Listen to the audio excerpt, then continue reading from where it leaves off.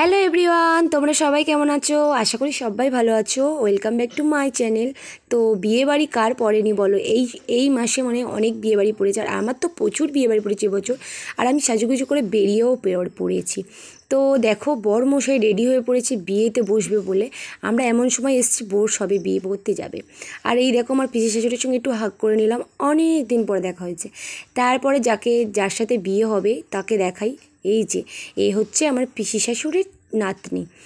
তো ও কেমন সেজেছে প্লিজ আমাকে কমেন্ট করে জানিও। আর ওর এই যে সবুজ জামা পরে আছে, ওরা দুজন কিন্তু যমজ, বুঝতে পেরেছো? ওরা দুজনে কিন্তু টুইন ওয়ান।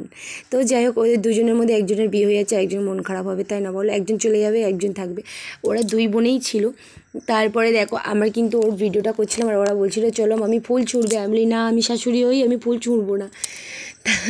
ওরা হাসাহাসি করছিল, শাশুড়ি হয়তো কী হয়েছে, ফুলটা ছুঁড়তে কী হয়েছে? আমি না, ফুল ছুঁড়বো না, আমি শাশুড়ি, আমার একটা সম্মান আছে। তো একে কেমন দেখতে লাগছে প্লিজ কমেন্ট করে জানিও। এইটা একটা মেয়ে, মানে ওদের বাড়িতে একজন ব্রাইডাল মেকআপ শিখেছে, সেই সাজিয়েছে। মেয়েটা দেখতে সুন্দর, যথেষ্ট খারাপ না, সামনে থেকে আরও বেশি ভালো লাগছিল। আমার ভিডিওতে কেমন লাগছে আমি জানি না। আর এইদিকে বরমশাই বসে পড়েছে বিয়ে করতে, আর আমি চলে গেছি এদিকে ফুচকা খেতে।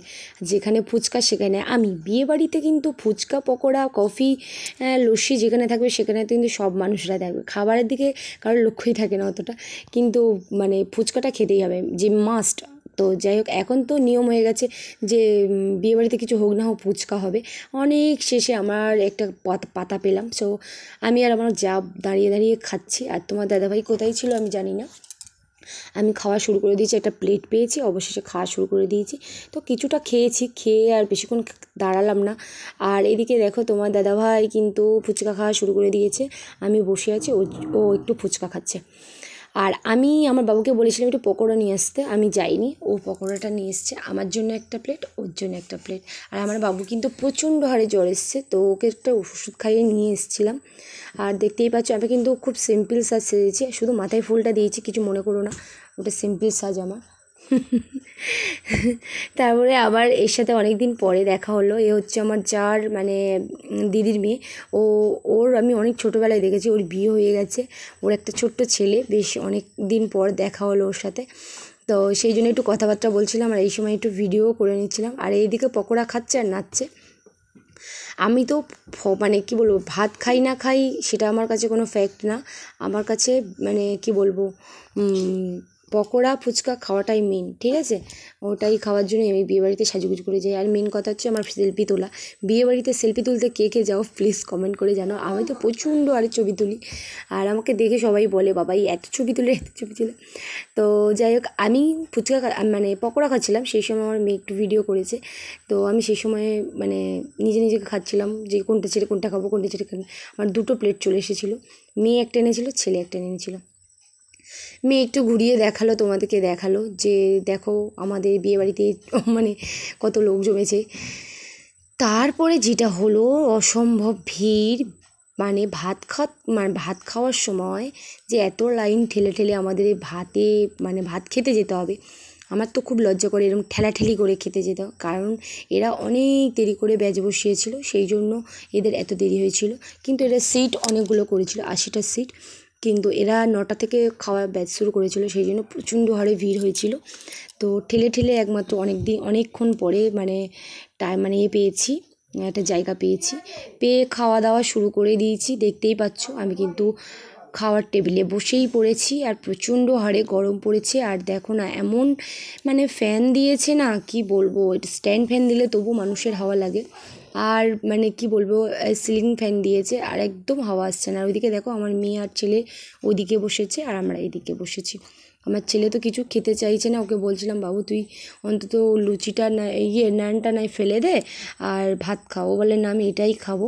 তো ওটা খাচ্ছে, আর আমরা এদিকে খাওয়া শুরু করে দিচ্ছি। আমার রাধাবল্লভীটা অত ভালো লাগে না, ওটা নান করেছে না রাধাবল্লভী করেছে আমি জানি না, কিন্তু আমি খাইনি, পুরো গোটাটাই ফেলে দিয়েছি। লুচির মতো করেছে, ওটা নান করেছে না রাধাবল্লভী করেছে আমি বুঝতে পারিনি। তো যাই হোক, অবশেষে আমরা কিন্তু খাচ্ছি, আর তোমার দাদাভাই খাচ্ছে, আর আমি তো মাংসটা খাওয়ার পরে আর তরকারির পর তো খুব একটা মানে গরমের সময় তো খাওয়াই যায় না। আর খাওয়া দাওয়া শেষ হতে না হতে আমি কিন্তু মানে হাফ জিনিস মানে নিইনি, এত গরম হচ্ছিল, আমি আইসক্রিমটার জন্য অপেক্ষা করছিলাম। অবশেষে আমার খাওয়া হয়ে গেল।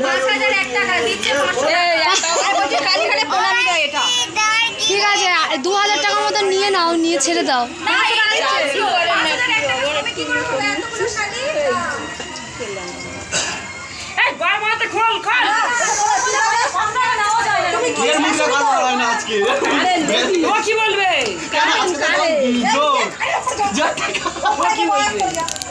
আজকে থেকে রাখছি তারা খোল না ওর কথা বল তুমি শাউরি দাও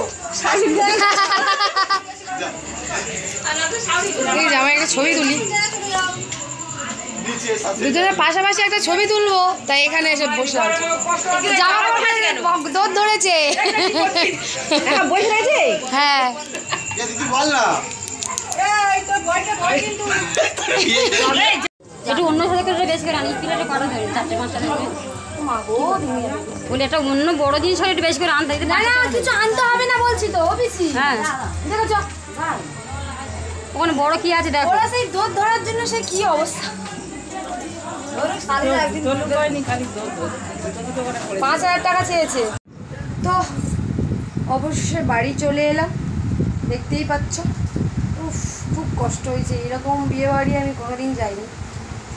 ঠেলে ঠেলে খাওয়া, খুব কষ্ট হয়েছে। তো যাই হোক ভিডিওটা ছোট্টর উপরে কোথায় কি বর বউ দেখালাম। তো যাই হোক ভিডিওটা কেমন লাগবে প্লিজ কমেন্ট করে জানিও। আর এরা এখন ড্রেস ছাড়ছে। তো চলো গুড নাইট বলে দাও। গুড নাইট গুড নাইট বাবু, গুড নাইট, টাটা।